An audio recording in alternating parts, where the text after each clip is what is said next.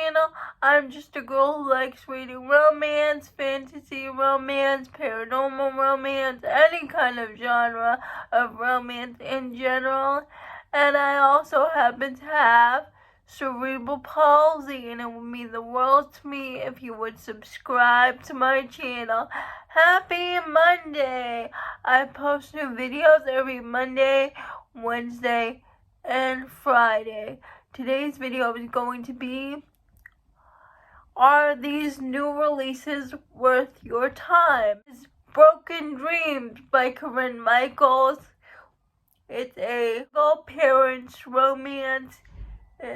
It's both the hero and the heroine are single parents. They are widowed. She has a daughter and Grady has a son. They meet because Grady's son and Addison's daughter go to school together, and Addison wants to get married again. She wants to find love. It's been 4 years since her husband died. She's on this horrible date, so Grady happens to be there. He saves her from her terrible date. Grady, he needs to impress his investors because he's trying to start up a new business, like cargo planes, delivering important cargo to businessmen. He's in a meeting and the investors say to Grady that they don't think he's the right fit because he's not married. He doesn't have anyone to go to the functions with. So when Grady saves Allison from the horrible date, he proposes that they fake date each other because Grady needs someone to take to these business functions, and Addison needs a date for a wedding back in her hometown. It's a fake dating relationship, but as you know, feelings turn real. I really like this. I really like the audiobook. I didn't like it as much as the first book, but it's still a good book. I would really suggest the audiobook for this because it has a bonus epilogue of Grady and Addison's future. But the spicy scenes really didn't match their personality. Christy from Christy Reads a Lot said that in her review of this a couple of days back, and I agree with them. That's the only thing I was like about, because the spicy scenes didn't match their personality. The Lovely Return. At the beginning, we follow this man named Alex and his wife Brianna. They're on their way to the hospital, and they get into an accident, and Brianna dies. Years later, we see this 6-year-old girl named Penny, and she's having all these dreams about this man and this house and a dog, about herself being an adult. And one day she's going through town. She goes next door and discovers everything she's dreaming about and drawing about are real. She befriends Alex,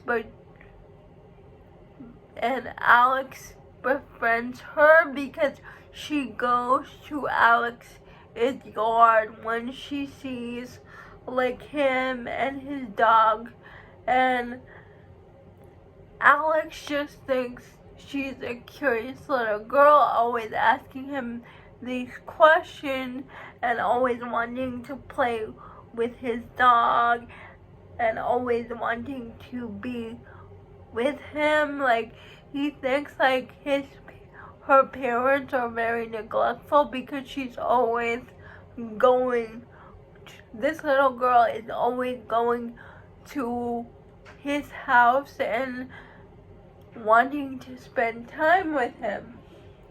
And he confronts the mom. So he confronts the mom, and the mom's like, you don't know my daughter. When she gets her mind to set on something, she doesn't, and nobody can convince her otherwise. So Alex and this little girl develop like a friendship.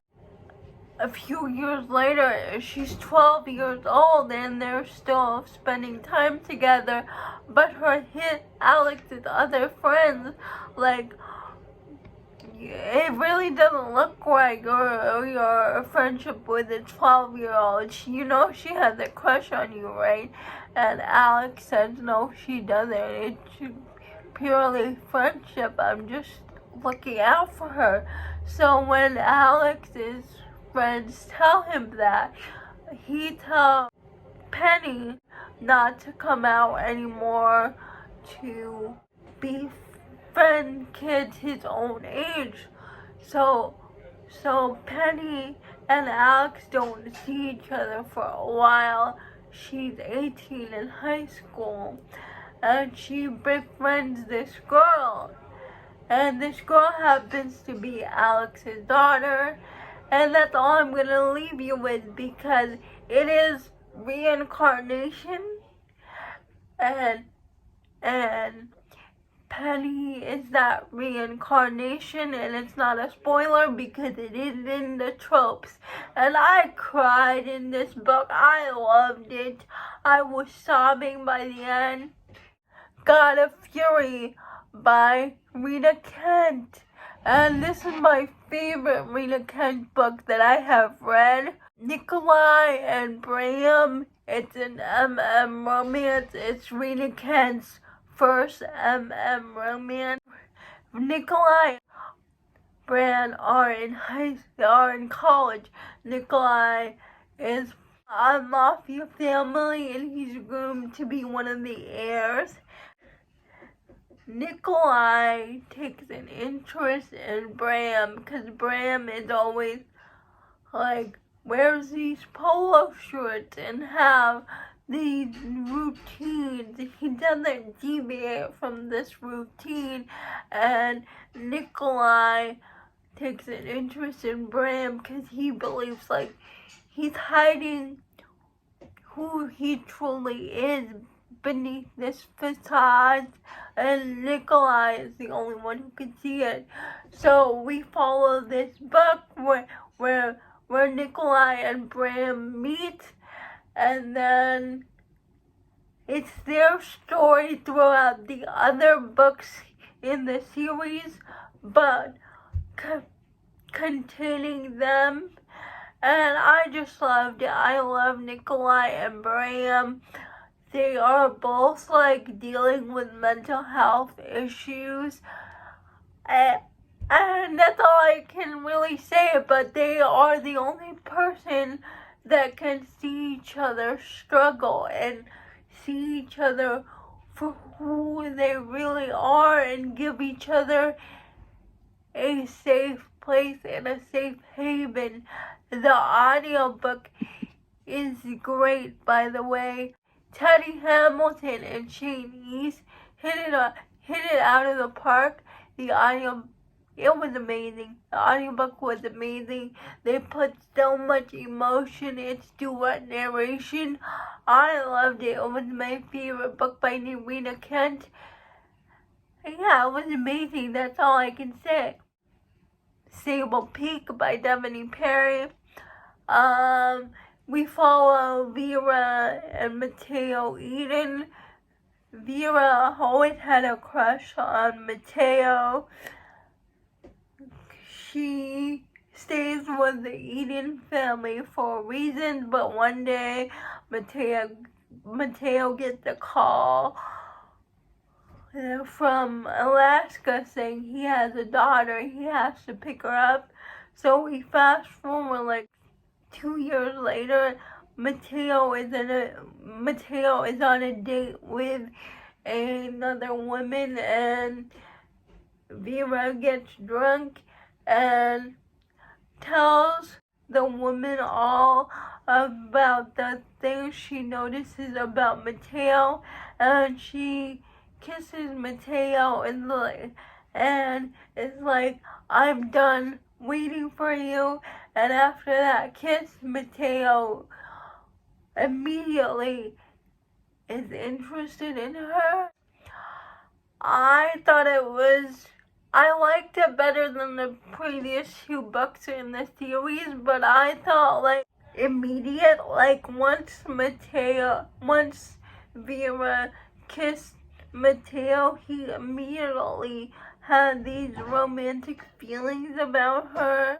In that sense, it was fast and there was a lot of spicy scenes, but I really liked how the mystery was in this book, how the mystery was solved, and I thought it was a good ending to the series. Upper Hill is still my favorite in the series. If you give a Grump a holiday wish list, it's a Christmas romance novella with a boss and his employee, and the boss has to go wind up at his employee's house for Christmas, and he was going to leave after the meeting, but his employee said, you cannot leave. I have a Christmas wish list. You cannot leave until you help me accomplish it. So it's their romance. It's an age gap romance. It's a workplace romance. Boss employee billionaire. Hold Fast by Eliza MacArthur. It's a historical romance. We follow Una, who is a healer, who was in a really bad marriage before, but she was in a hold fast where she's allowed to be married for a year, and if she didn't like it, she was allowed to leave the marriage. I'm probably not explaining it right. Jen from the book Refuge explains it better. She's the reason why I read this book. So if you want to know what a hold fast is, please go check out Jen's channel. And so she leaves her marriage. She's trying to go to a different town. When she's traveling, she sees Ewan. He almost runs over her with his carriage, and he finds out he's a healer, so he begs Una to come back with him because his brother is really ill. So he begs her to come back to his land, and Una agrees to heal his brother, but before she heals his brother, he has to agree to let her be on her way. So she does. She heals his brother, but Una's father gets wind of this. You have to marry my daughter. She needs a new husband. But Una said, if we're going to get married, I want to propose a hold fast. And so Ewan agrees to this hold fast, but he's reluctant because he's seen how his mom's death affected his dad. And so it's Ewan and Una's romance, and I thought it was really sweet. It Should Have Been Us by Anne B. Doyle. It's a second chance romance. We follow Mateo and Rebecca. Mateo wants to be a professional football player, and he feels like his family isn't supportive, so his dad gives him an ultimatum: go to college in town or pursue your dreams and never come back. Miguel, his name is Miguel, chooses his dreams.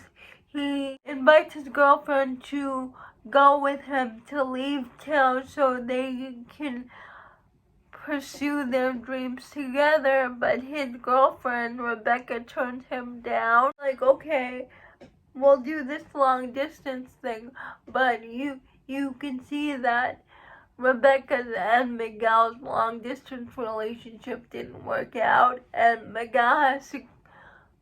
He's a famous football player now. It's been years since that happened, and Miguel's best friend is getting married, so he has to go back to town